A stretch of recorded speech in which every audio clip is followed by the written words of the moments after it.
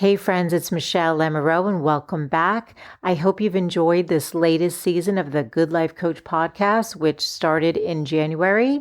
And we kicked it off with how to have a better sex life in midlife. Covered a lot of topics on health and well-being, everything from menopause to heart health, to how to live happier, how to manage your attention span, and even how we benefit from participating in the arts some way can expand our lifespan by 10 years. If you've yet to listen to this season, or if you've missed some, you'll have time to catch up. There were 18 episodes, so they're all there available for you on your favorite podcast player. And you are also welcome to head over to thegoodlifecoach.com, to the podcast page, and look at the most recent season, or you can even search by category to find interviews that are interest to you. So starting in mid-May, the newest season will launch, and you'll be hearing from Dr. Gladys McCary, who is the mother of holistic health. She happens to be a 102-year-old physician and absolutely radiant. I cannot wait to share her interview. She wrote a book, which is just incredible to be releasing it at 102. She was so inspiring.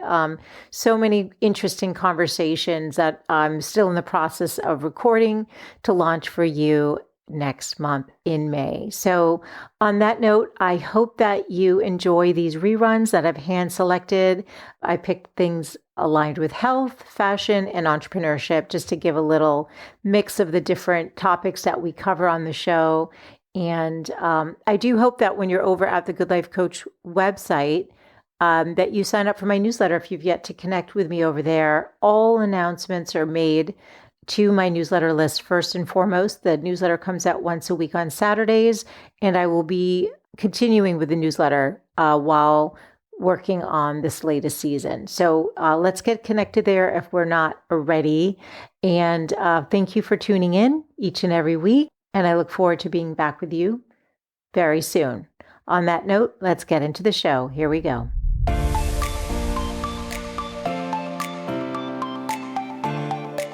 A lot of times when people say, I have a closet full of clothes and nothing to wear, when you section it out, you can all of a sudden say with great confidence to somebody, you're right, you have no underpinnings. You're right, you don't have any pants that fit. And that's the power of what we do, is help people, instead of going to a store or online to shop aimlessly. Yes. Being very intentional and good purchases so that they can build that base wardrobe in a way that sustains them.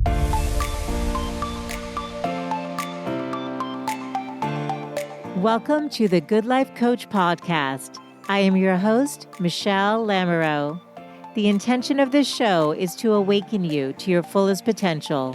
Join me each week for inspiring interviews to elevate an area of your life, as well as interviews with women entrepreneurs who are creating success on their own terms. Each episode provides actionable tips to guide you to design a life you love. Hey there, it's Michele, and welcome back to the show. I am thrilled that we have on a fashion consultant and image expert, Mary Lou Andre. She's a nationally recognized stylist, corporate image consultant, speaker, and author. She is founder and president of Organization by Design, and she helps individuals and organizations understand the power of being appropriately dressed in a variety of situations. Through her extensive corporate, retail, and private clients services, Mary Lou has helped thousands of individuals identify and pull together a wardrobe that complements their professional and casual lifestyles. She's the editor of Dressing Well Online and the author of Ready to Wear, an expert's guide to choosing and using your wardrobe. Welcome, Mary Lou. Oh, thank you, Michele. It's great to be here. Yeah, well, we know so many people in common, and I discovered you somehow on Instagram, and I thought, oh my goodness, that's a face I recognize from 20 years ago when I worked in corporate. So you've been at this since like 1992, right? Correct. Yes. A long time, Michele. And as I said earlier, I was 10 years old when I started. That's right. That's right. A long time to be doing this, but right. Yeah, I do feel blessed that I found my calling at a relatively young age, and the business has certainly is just taken me on a journey. That's for sure. Well, you have a fun story. I read that you sold your wedding dress. Not your Mhm. wedding dress. Did you sell it? It was your wedding dress to fund your business. Is that true? I did, and I kept the husband though.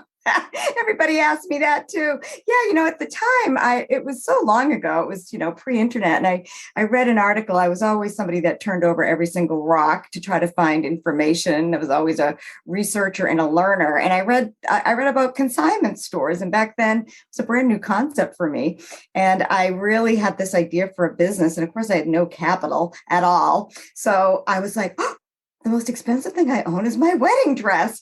And I went and I sold it at Vows in Newton. It's no longer there. I still have the receipt. And it was, honest to goodness, what I used to launch my business. So, yes, it is a true story. I love that story. And we do cover the entrepreneurial journeys of many women. And I think it's nice for people to hear just being a little creative and crafty, you can come up with funds to launch. And was fashion just always a part of you? Were you always very stylish? How did you fall into that? Yeah, it's a really creative endeavor for me, Michelle. I mean, I was the kid that if you asked me if I wanted to go to Disney World or go into Filene's Basement, for your listeners that are not from New England, Filene's Basement was this iconic department store in the Boston area. I would have picked Filene's Basement any day of the week. It was the touch and the feel and the look. So it's not as much coming from a place of perfection, or of course my calling is image and style confidence and helping people really understand the power of personal presentation, but back in the day it was just a very visually stimulating activity for me to go to the store. And one of my fondest childhood memories is back to school shopping, where I would line up my friends, and it was, I would put my own shopping to the back of the line, and I just was very stimulated with helping people. And I had a natural ability to understand shapes and colors at a pretty early age. But I think the thing that I fell in love with is I am a connector, and I love people, and to see the joy and the confidence and the fun that people could have with their clothes was probably what was the thing that attracted me to this job in the first place. I love it. It sounds like you've connected a lot of the things that you're naturally good at. So you're creative, you love connecting people, you love looking at the shapes and the colors. So it seemed like you took all of these different things that lit you up and found, not even just you found a career, you basically started your own business, which meant that you are your own boss, which is also another layer of empowerment. So that's great. You did mention about being a consultant and an image, helping people with their image. Define for us, or like help us articulate how image and fashion go hand in hand and why it's important to make an effort. Because I think the distinction is important. Yes, it is. Great question. So, back in the day, before I started my business, image consultants were folks that dressed the store windows. Like I worked in retail, and stylists, I guess. Stylists were the ones that did the windows. So that word is relatively new. I've been doing it for a long time, and I think that word stylist came in about 20 years ago. So when I first started, I called myself a fashion consultant. I mean, how it really started was I was just going to people's homes and really organizing them. And I think if I had to change the name of add a new tagline today, it would be an organized approach to style, because so much of what we do is just make sense of it. But the difference, so it went from stylists being folks that worked in a store to visually present merchandise, to fashion consulting, which is what I did, which always had a sense of organization for me personally. And then all of a sudden, 20 years ago, when the first kind of television shows started popping up, like What Not to Wear and those type of things, the word stylist became very popular. And that always intimidated me a little bit. Like I didn't really embrace that word until I started building my team of stylists. I still called them fashion consultants for a long time, and then stylists kind of stuck. And it's definitely a word that people identify with what we do, but it really was fashion consulting for a long time. And then the image consulting piece, I kind of adopted that when corporations were calling me in, when business casual came on the scene, which wasn't all that long ago, about 20 years ago now. my clients were asking me to come in as an image consultant and help their teams and their employees figure out what all that meant. So that was another big, I've recreated myself so many times, Michelle, it's so funny, but that was another big pivot, was going one-on-one where people sought you out for your advice to being placed in front of an audience, talking about a topic that can be very loaded if it's not presented in the right way. So I always prided myself in really honoring the audience, really honoring what image and fashion represented to many people.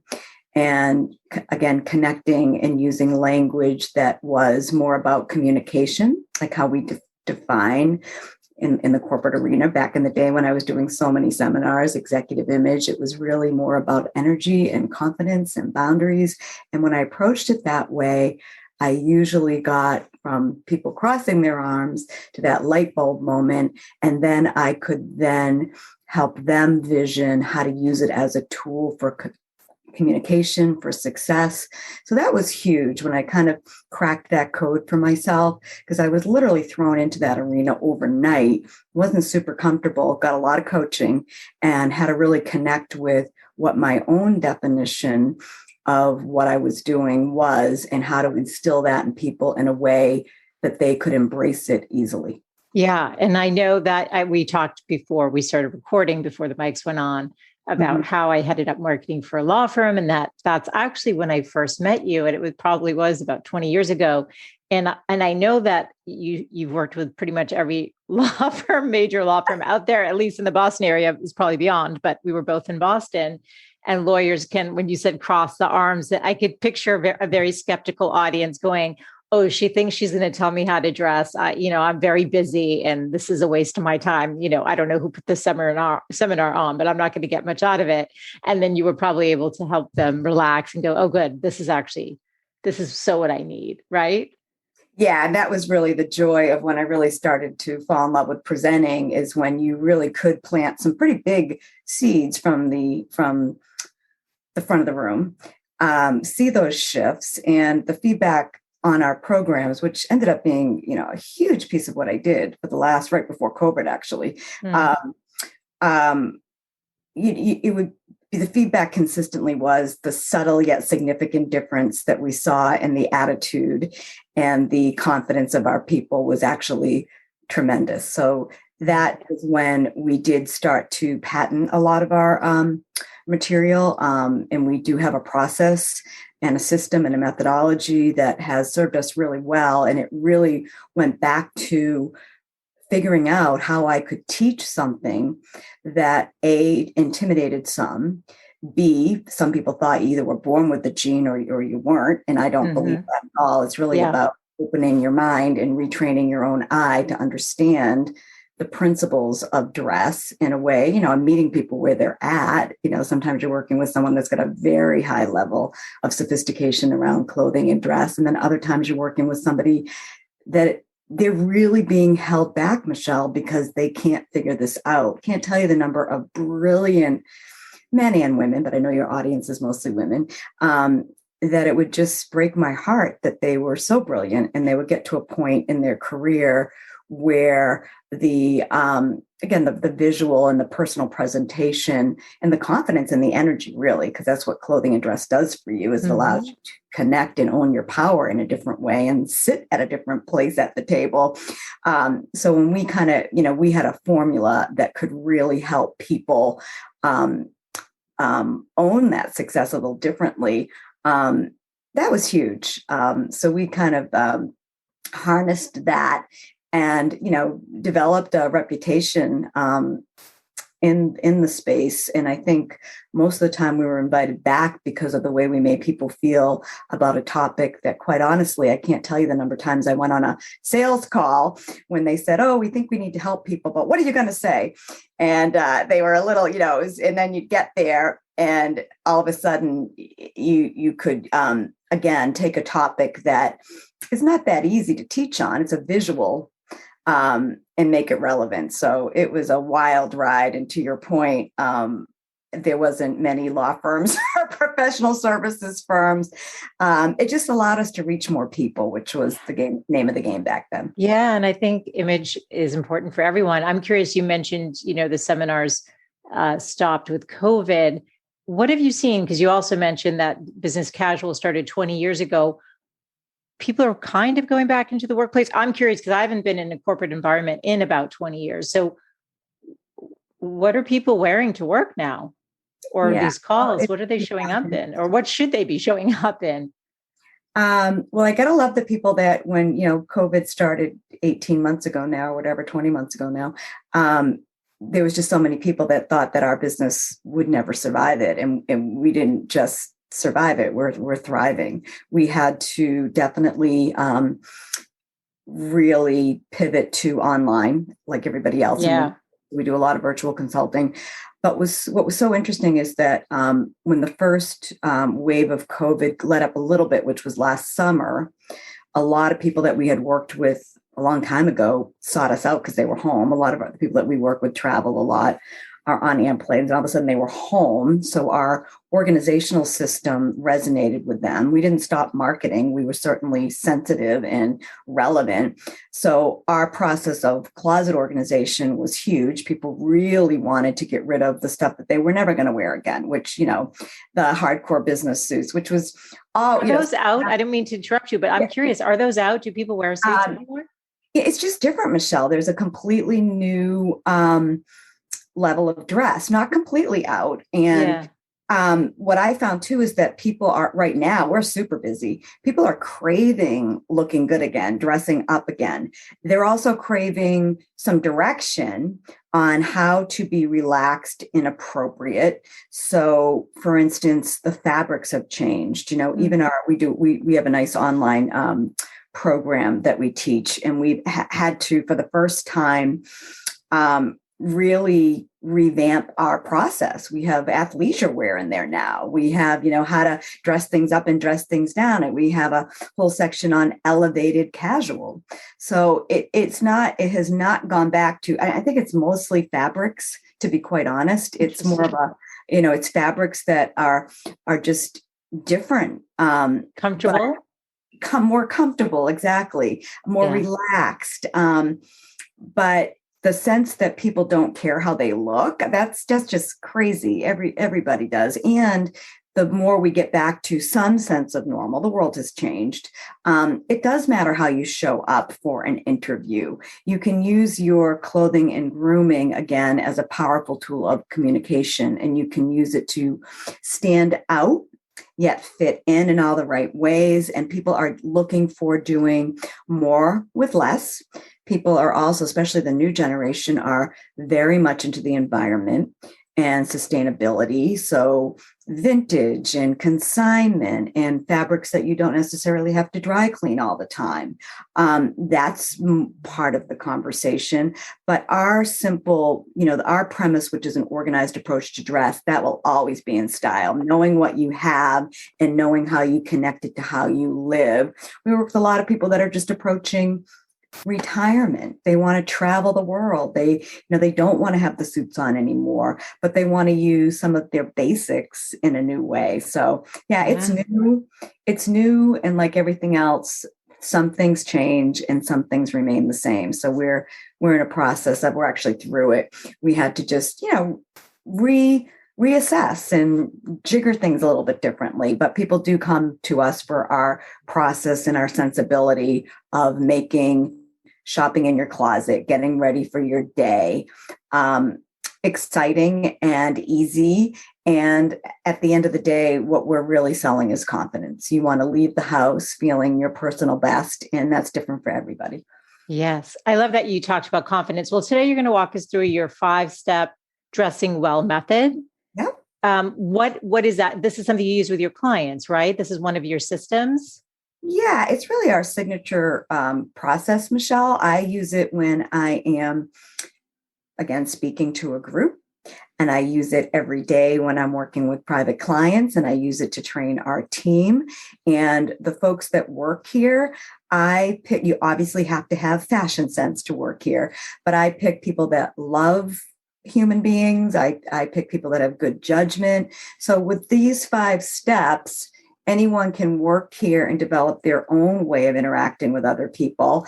And then what we're pretty proud of is we don't just go in and do it for you and say, see you later. We're really teaching people how to do this on their own. So the process, if you want me to jump into the steps. Yeah, let's get started. Let's start with the first one. I think this is great. Yeah. So people want to have, and let's just frame it with the fact that this is also, you talked about shopping your closet and leaving your home feeling confident. That is the mindset, right? And I think everyone wants that. And like you said before, you don't have to be somebody who was always drawn to fashion to do this. And I think that's also important to just know, because some people feel overwhelmed, with their closet, or feeling like, I don't know what colors look good on me or how to do this. So I'm excited. So where do we start? What's the first step? The first step is really an organized approach to dress. So it's getting in, and anyone can do this. You get into your, before you start trying anything on, it's assessing your space, Michele. Okay. So looking at your home, and everybody has a different size closet and different space available to them. Where is your stuff?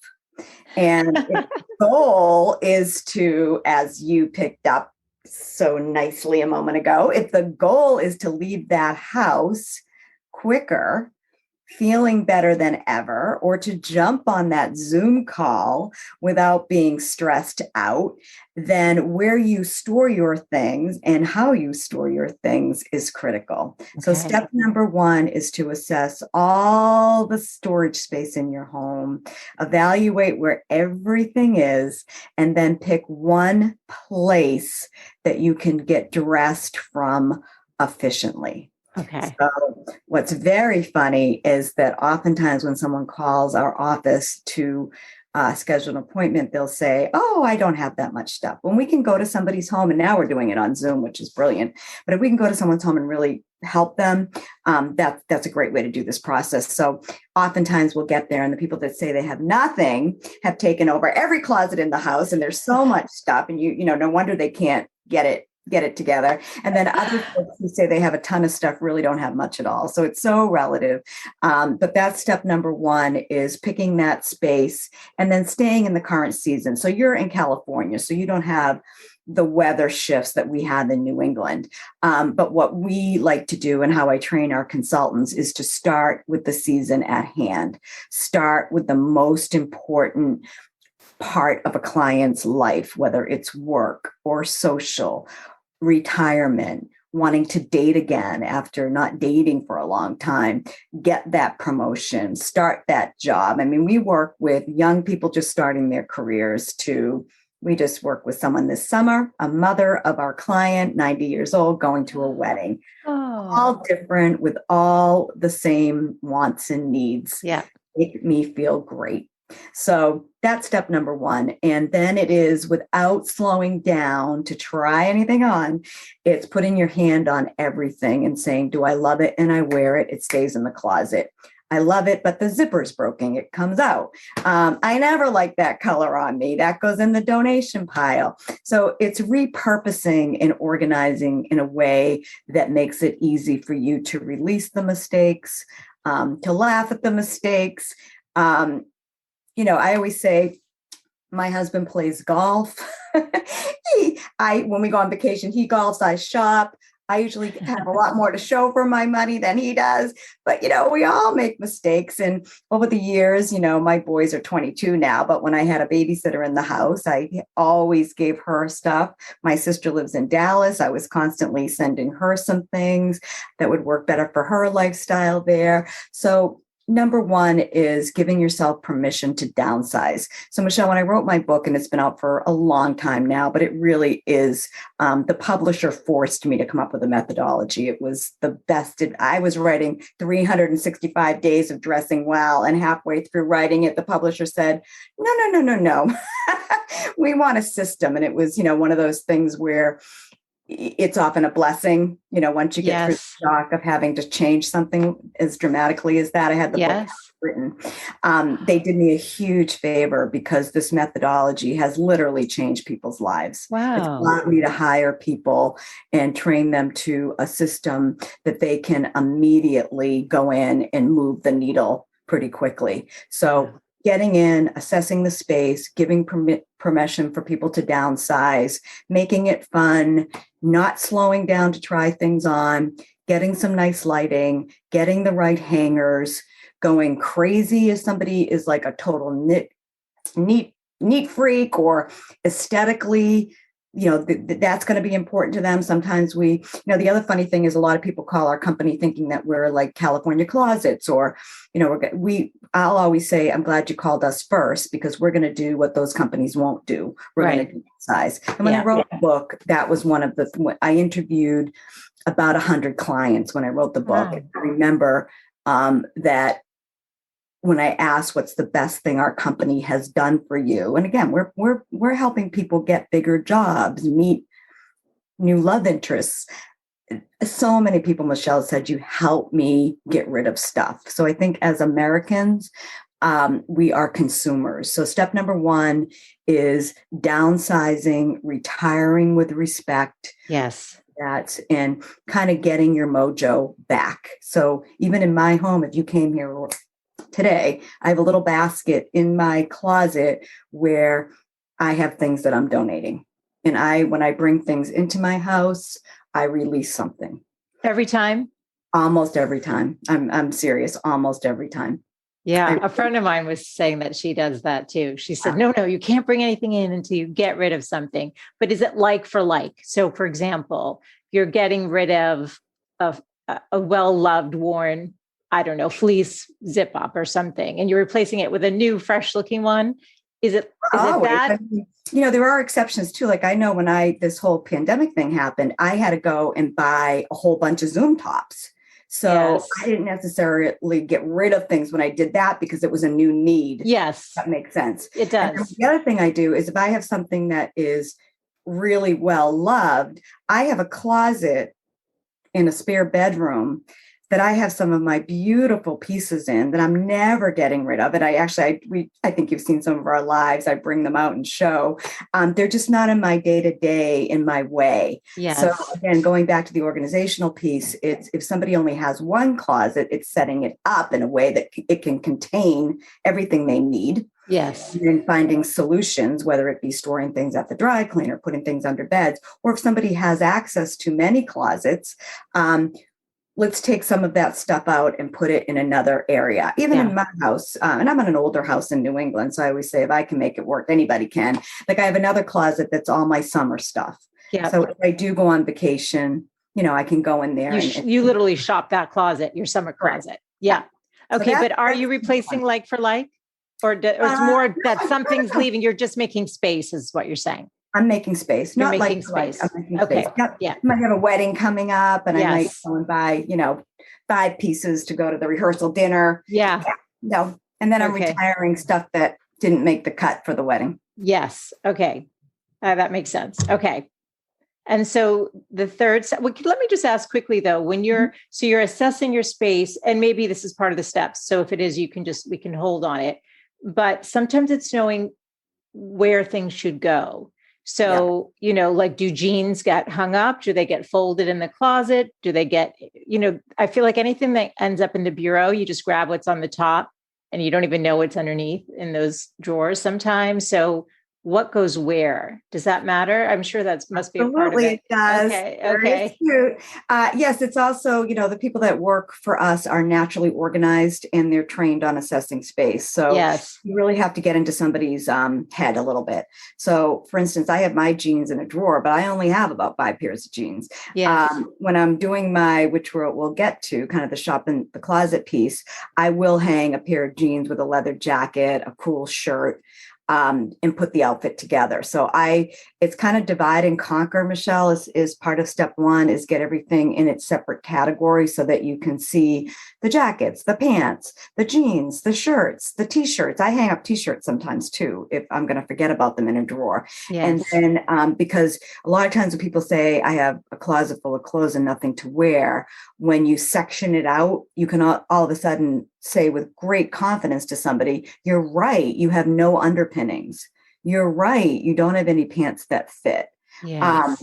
And that's the power of what we do, is help people, instead of going to a store or online to shop aimlessly. Yes. Making very intentional and good purchases so that they can build that base wardrobe in a way that sustains them.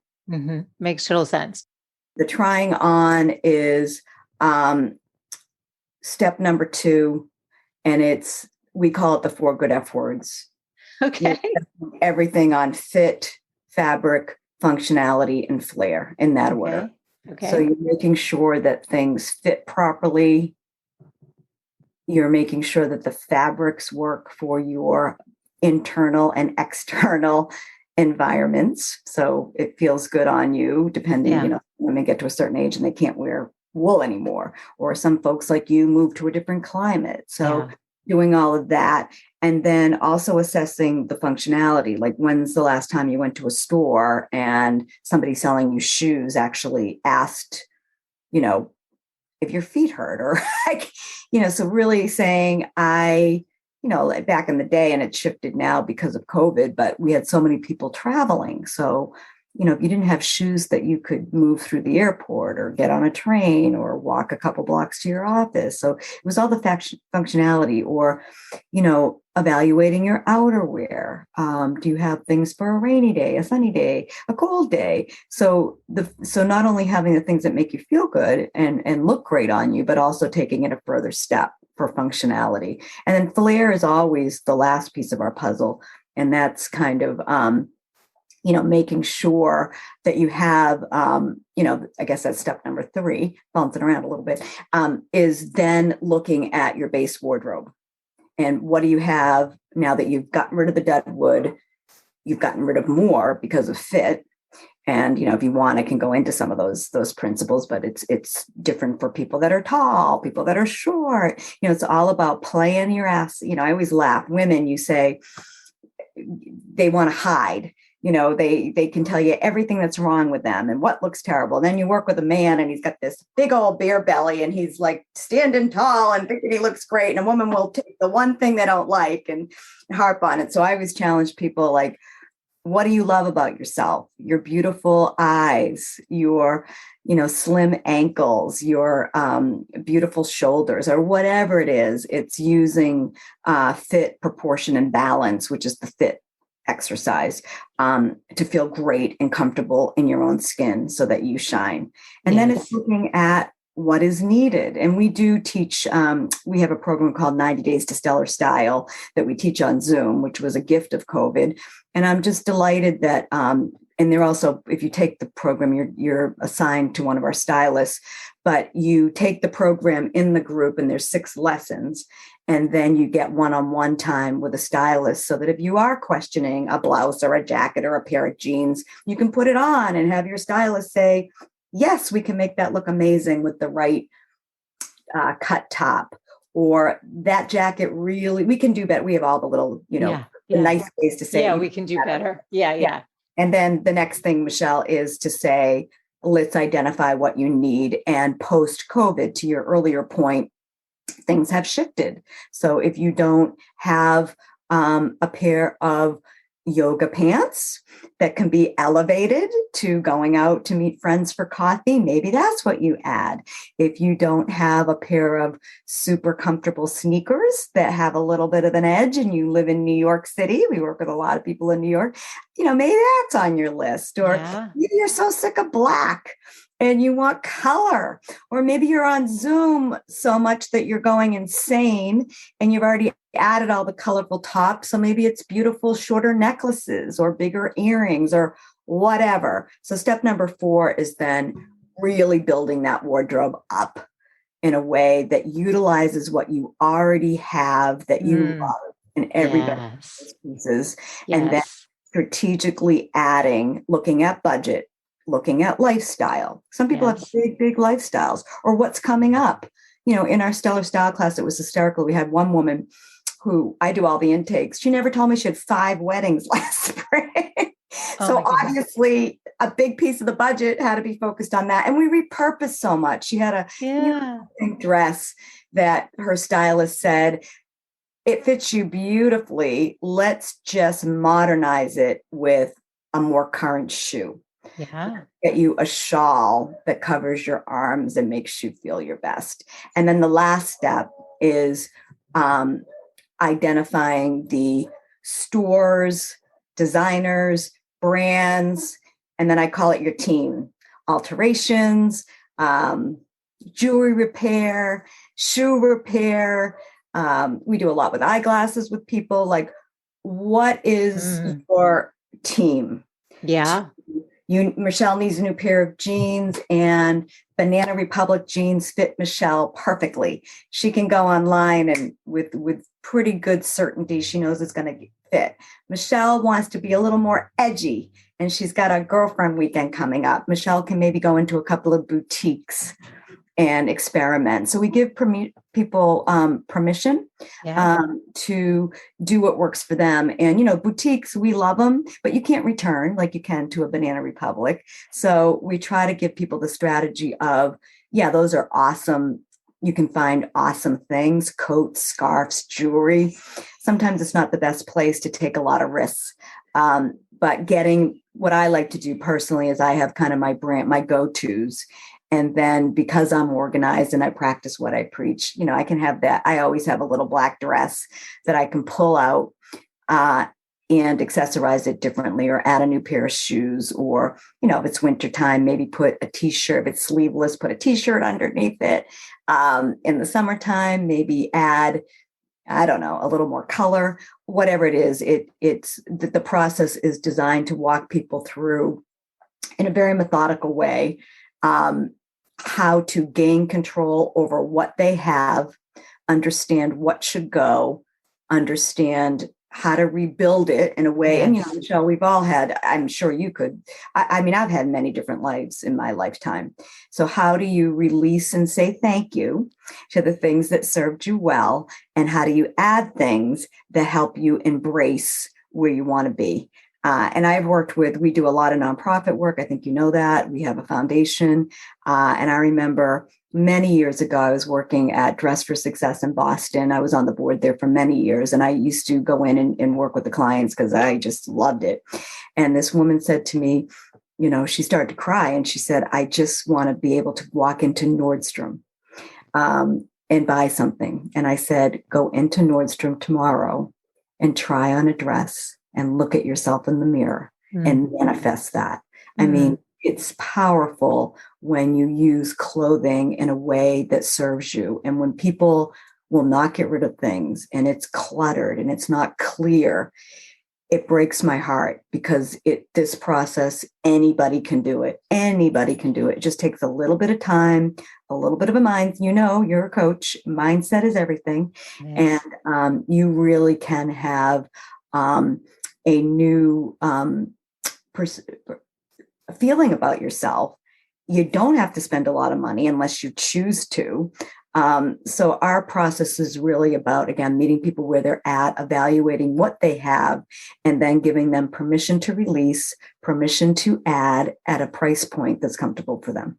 I love it. I am going to ask you just quick then. You want everyone to give me like 5 things that you want every woman to have in her closet, like well-fitting pair of fitting jeans. Like, I'm sure it's broader than that, but if there were 5 things that you want every woman to have ready for her so she can go out and feel great, what would those be? Yeah, I think a pair of dark rinsed jeans is great because you can dress them down. I like black jeans as well. Yeah. I like having a brown and a black leather boot, slip on. I think those are great because if I'm with somebody and they have a black and a brown, I can make a lot of things work. People sometimes don't have a black or a brown belt. I kind of put that with my leathers, I think, because I can do a lot with belts. A lot of people think they can't wear belts. And when you show them how to do it properly, it can be a game changer.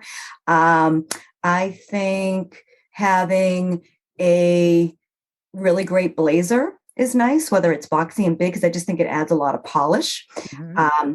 A lot of people will say, I see on those lists all the time, like a white blouse. I don't believe that, because I have so many people that can never button them or they just don't fit right. So that wouldn't be on my list. A long sleeve black t-shirt is a game changer, because you can put it on with a skirt. If you're somebody that is smaller on top, a little bigger on the bottom, you can put it with a skirt and it looks like a dress. And so many times people don't like their arms, and the really slim ones, I can get under a dress and have that issue go away. I think, is that 5 yet? I think a scarf in a color that makes your heart sing is great. And hoop earrings in a size that's comfortable for you, whether the ones I have on today are on the small side. Yeah, I have larger ones on. I love them on you. They're great. But things like that, Michele, it's so fascinating to me. Like, you'll sometimes work with someone and you'll say things that you think are so obvious, and they're game changers. And even at my desk, because I'm on my Zoom all day long, I have a little tray of earrings. So I have a lipstick, a lip liner, and my earrings, and I'm ready to go. And you're ready to go. And you can even, between interviews, swap out an earring if you want, right? Do you do that? Or maybe you're wearing a sweater vest, which I'm so excited they're in season. Oh, right? I think, yeah, I love it. I like how you're wearing it. You have a long sleeve. I'm going to describe it for those since it's odd. Yeah, blouse on with a pattern, which is lovely. You could even if you got hot, you could take that off and still look fantastic, right? I mean, this idea of layering is always great. But I love the 5 takeaways in terms of both your dressing well plan, but then also our 5 must-haves in our closet, because that gives there's so many places people can start based on what we talked about today. If people want to learn about your company and the work that you do, where would I direct them, Mary Lou? Dressingwell.com. Dressingwell.com. And people can find that at thegoodlifecoach.com on the show notes page for today, or they can go directly to Mary Lou's website. So fun to connect with you after so many years. Like I said, we met a long time ago, and I think it was briefly, but thank you for the work you're doing in the world. Women deserve to feel confident, deserve to feel good in what they're putting on every day, and to portray the image that most resonates with who they are on the inside. So this was great. Okay, Michele, thank you so much. It was wonderful to see you, and keep up the good work on your end too. I love your podcast. It's awesome. Thank you so much, Mary Lou. Thanks so much for tuning in today. I hope you gained some new information or inspiration for your life. That is the essence of this show, is to really wake up to what's possible for you, to reclaim your beautiful voice, and to really learn to love and prioritize yourself. So if you gained any value from any of the conversations you've tuned into, make sure to subscribe on your favorite podcast player. You can do that right now on your phone. And please do consider leaving a rating and review if you have yet to do so on Apple Podcasts. It's actually how more women can find the show, and I really want to grow a community of women who are loving themselves and living full on. So thank you as always for tuning in, and I look forward to reconnecting with you next Wednesday. Bye for now.